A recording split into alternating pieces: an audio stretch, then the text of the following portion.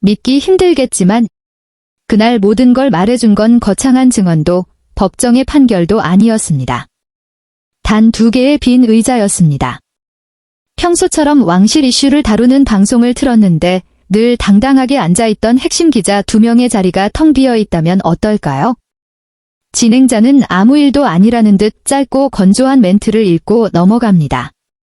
다른 일정으로 자리를 비웠다는 식의 설명. 그런데 그 말이 이상하게 공허하게 들립니다.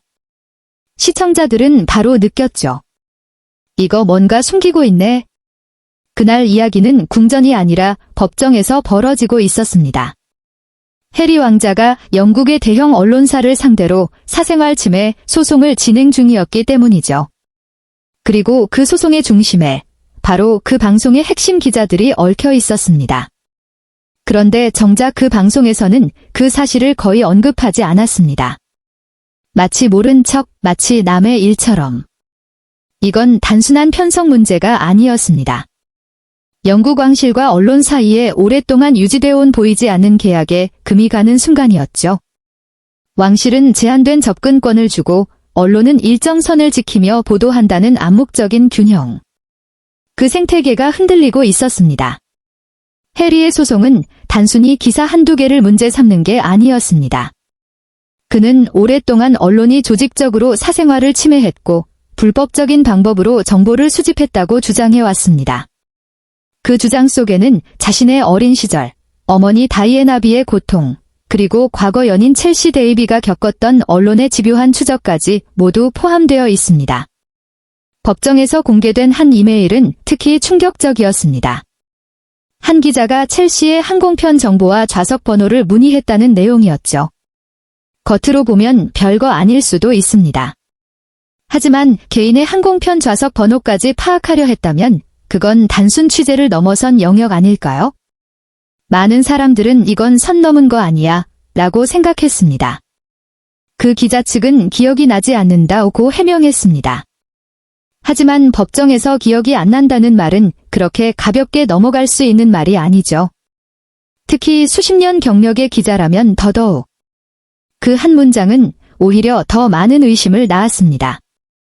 또 다른 쟁점은 한 여성 기자와 해리의 과거 관계에 대한 부분이었습니다. 해리는 과거 파티에서 한 여성과 연락처를 주고받았는데 당시 그녀가 기자라는 사실을 몰랐다고 증언했습니다. 만약 그게 사실이라면 취재를 위해 신분을 명확히 밝히지 않은 채 접근했다는 의혹이 제기될 수 있는 상황이었죠. 이 장면은 사람들에게 과거의 플레이보이 왕자 시절을 떠올리게 했습니다. 런던의 클럽을 드나들던 젊은 왕자, 항상 파파라치의 표적이었던 시절. 그는 스스로도 어렵고 실수도 많았다고 인정합니다. 하지만 동시에 그 시절 자신은 언론의 먹잇감이었다고 주장합니다. 여기서 대중은 갈라집니다. 어떤 사람은 이제 와서 피해자인 척하는 거 아니야 라고 말하고 또 어떤 사람은 그래도 불법은 불법이지 라고 말합니다. 마치 댓글창에서 벌어지는 끝없는 논쟁처럼요. 그런데 아이러니는 여기서 끝이 아닙니다. 해리가 런던 법정에서 내 어린 시절은 허락 없이 상품화됐다고 울분을 토하는 동안 미국 캘리포니아에서는 그의 아내가 아이들의 사진을 SNS에 올렸습니다. 수영장에서 노는 모습, 가족과 함께 있는 장면들. 물론 얼굴은 일부 가려졌지만 아이들은 이미 전 세계가 아는 이름이 되었습니다. 그래서 또 다른 질문이 등장합니다. 사생활 보호를 외치면서 왜 직접 공개하는 걸까? 지지자들은 말합니다. 직접 통제할 수 있는 방식으로 공개하는 것과 파파라치가 몰래 찍는 건 완전히 다르다고요. 반대편은 말하죠. 결국 아이들을 브랜드에 활용하는 건 똑같은 거 아니냐고요. 한국식으로 말하면 약간 이런 느낌입니다. 내가 하면 로맨스, 남이 하면 불륜이라는 비꼼이 나오는 거죠. 물론 상황은 훨씬 복잡하지만 대중의 시선은 그렇게 단순하게 움직이기도 합니다. 더 흥미로운 건 이 모든 과정 속에서 부부의 방향성이 조금씩 달라 보인다는 점입니다. 해리는 과거와 싸우고 있습니다. 어머니의 죽음, 어린 시절의 상처, 언론과의 전쟁. 그의 에너지는 뒤를 향해 있습니다. 복수라기보다는 정리되지 않은 감정과의 싸움처럼 보이죠. 반면 그의 아내는 미래를 향해 달려갑니다. 새로운 프로젝트, 브랜드, 미디어 활동. 미국에서의 삶을 기반으로 새로운 제국을 세우려는 움직임. 한쪽은 과거를 청산하려 하고 다른 한쪽은 미래를 설계하고 있는 모습입니다. 이 균열이 실제 갈등인지 아니면 외부의 과장인지는 모릅니다. 하지만 사람들은 느끼기 시작했습니다. 둘이 같은 방향을 보고 있는 게 맞나? 라는 의문을요. 이번 소송은 단순히 한 왕자의 개인적 분노가 아닙니다. 영국 언론과 왕실 사이의 오랜 공생 구조를 흔들고 있습니다. 그동안 암묵적으로 유지되어 온 관계가 공개적으로 도마 위에 올랐습니다.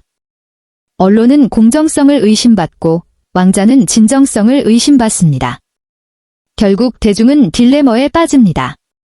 거대 언론사를 믿어야 할까요?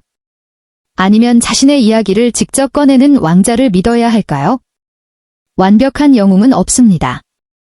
모두 상처가 있고 이해관계가 얽혀 있습니다. 확실한 건 하나입니다. 그날 방송에 비어있던 두 개의 의자는 단순한 공백이 아니었습니다. 그것은 신뢰의 공백이었고 설명되지 않은 침묵이었습니다. 그리고 그 침묵은 오히려 더 큰 소리를 냈습니다. 왕실과 언론의 관계는 예전처럼 돌아가기 어려워 보입니다. 앞으로는 더 냉정하고 더 계산적이고 더 거리 두는 방식이 될 가능성이 큽니다. 누군가는 드디어 터질 게 터졌다고 말하고 누군가는 이 싸움에서 진짜 승자는 아무도 없다고 말합니다. 이 이야기는 아직 끝나지 않았습니다. 법정 판결이 나와도 감정의 판결은 훨씬 오래 걸릴 겁니다. 해리는 정의를 찾고 있다고 믿고 있고 언론은 취재의 자유를 주장하고 있습니다. 그리고 우리는 그 사이에서 계속 지켜보고 있죠. 여러분은 어떻게 생각하시나요? 사생활 보호와 알 권리, 어디까지가 선이라고 보시나요? 해리의 싸움은 정당한 투쟁일까요? 아니면 또 다른 논란의 시작일까요? 여러분의 생각을 댓글로 남겨주세요.